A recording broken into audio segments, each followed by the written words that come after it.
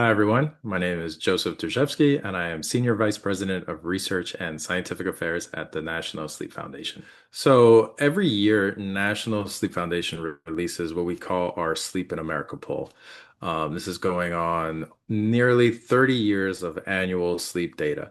Sleep in America poll is really National Sleep Foundation's opportunity to take the pulse of America's sleep, but also connect sleep back to our important health priorities.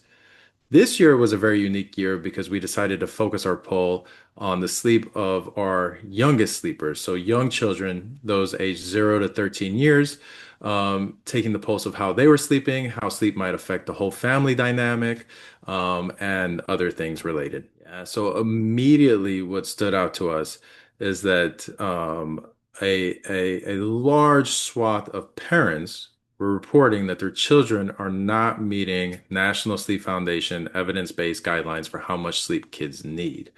So, your sleep needs change developmentally. The youngest children need most sleep, and it works its way down all the way up into adulthood, where most adults need 7 to 9 hours.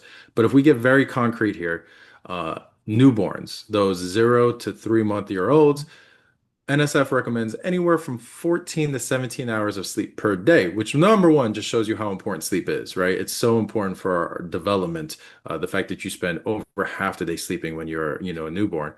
But uh, the vast majority of those newborns, I think only 14%, so the opposite being 86% were not meeting those recommendations. And the second point that was pretty telling is that we also asked parents, how much sleep do you think your kids need to be their best? And here too, there was a big disconnect between what parents reported their children need in terms of a daily sleep amount and what NSF recommended. So we're seeing kids not getting enough sleep and parents underreporting the amount of sleep they think their kids need. There was a whole bunch of other interesting findings related to how important sleep is for the entire family's functioning. Parents reported how their kids have experienced negative daytime consequences when they don't sleep well. On the plus side, which was actually reassuring, we saw a lot of parents reporting that they notice positive benefits when their kids do sleep well. And interestingly, and not surprising if you have young children, almost 8 in 10 parents reported that their own sleep suffers when their kids don't sleep well. Well, I think two things kind of jump out. One is that sleep should be incorporated into every encounter. We see that there's a big knowledge gap here. Parents just aren't aware of the amount of sleep that their kids need. So reinforcing this and sharing this evidence-based guideline from National Sleep Foundation.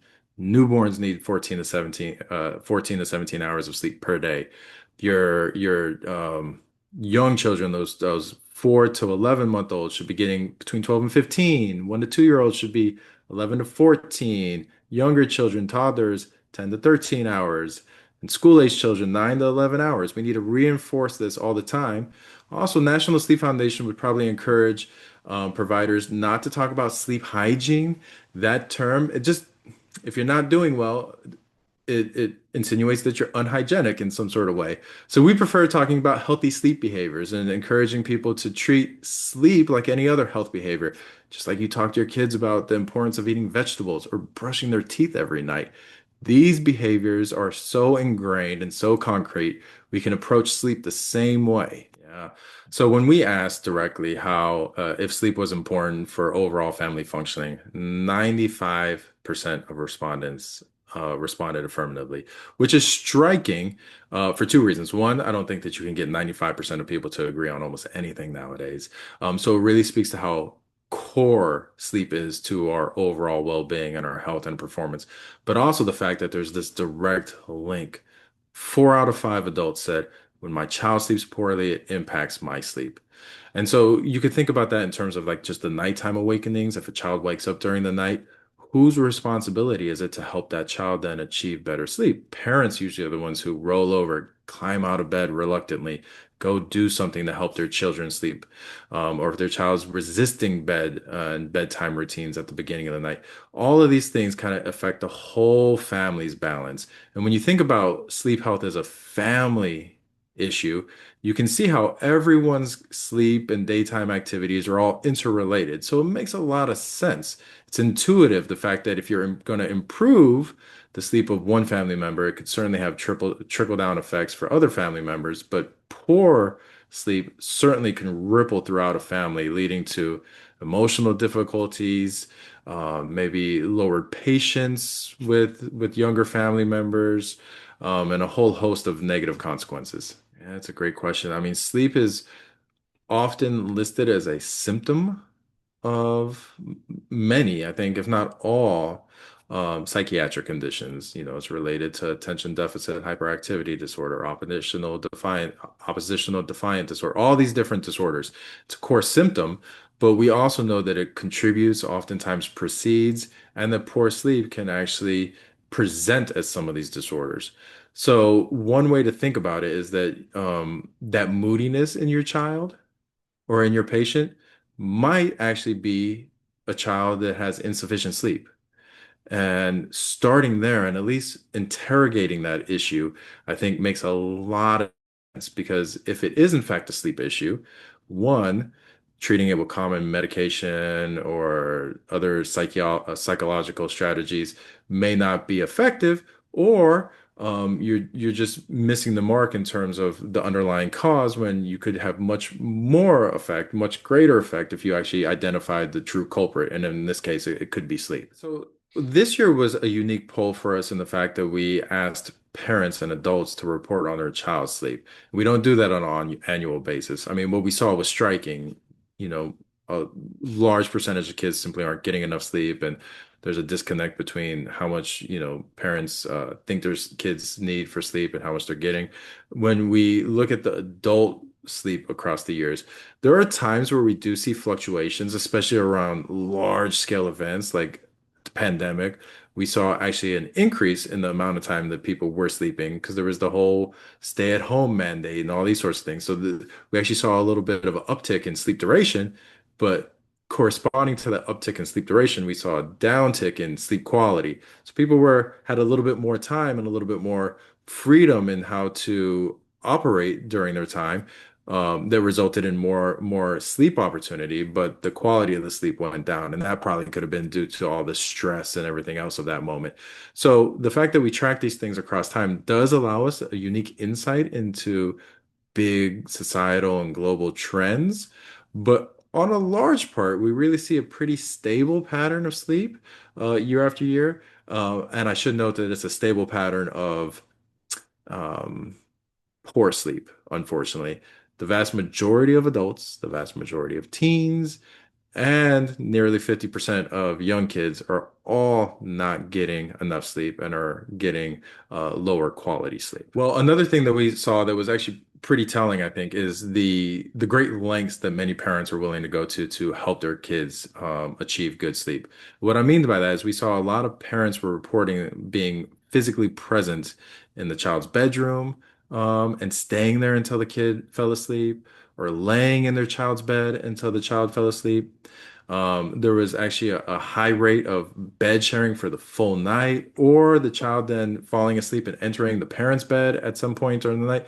All of this, again, speaks to the lengths that we're willing to go to help, and perhaps maybe the lack of other solutions people are, able to put their fingers on.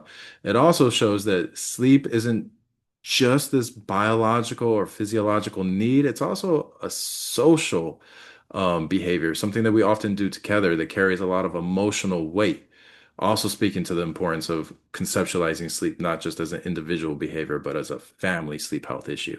Another innovative thing that we asked about this year was how much money would you be willing to spend to help your kids sleep better when they're having a poor night? And this was really interesting. About 6 out of every 10 parents said, yes, I would be willing to spend. And for those that would or did identify that they were willing to spend, the average amount was $71, with large percentages. So more than 25% of adults said, I'd be willing to spend $100 or more to help my kids sleep better for one single night. This really, I think, spoke to us to show the lengths that people are willing to go to, the financial commitment that people might be willing to make.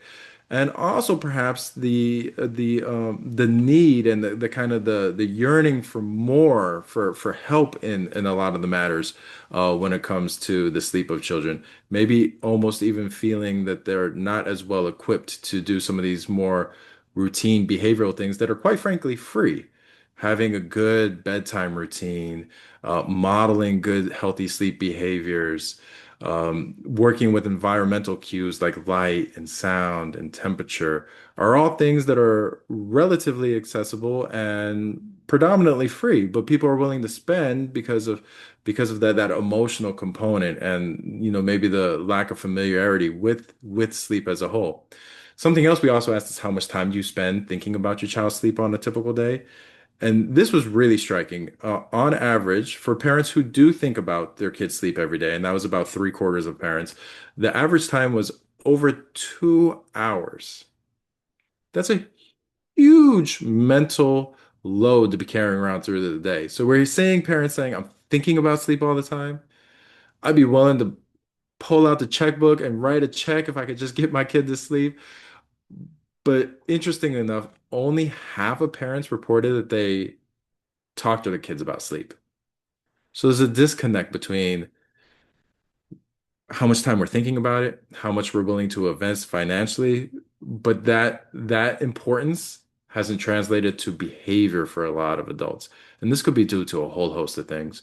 Perhaps parents are not feeling empowered, perhaps they're lacking the information, or maybe they're dealing with poor sleep themselves and they're struggling to figure out what's going on with themselves and they don't think that they have the skills or the knowledge to translate and to help their kids. But it can be as simple as asking your child how they slept when they wake up, or saying how important sleep is for our abilities to grow or focus, play with their friends, to play video games. Any of these things just kind of lays some core foundational components for what makes sleep so important. So there's certainly a disconnect, and there's an opportunity here to empower parents, to help people and providers speak to kids about the importance of sleep. And it doesn't have to be very complicated.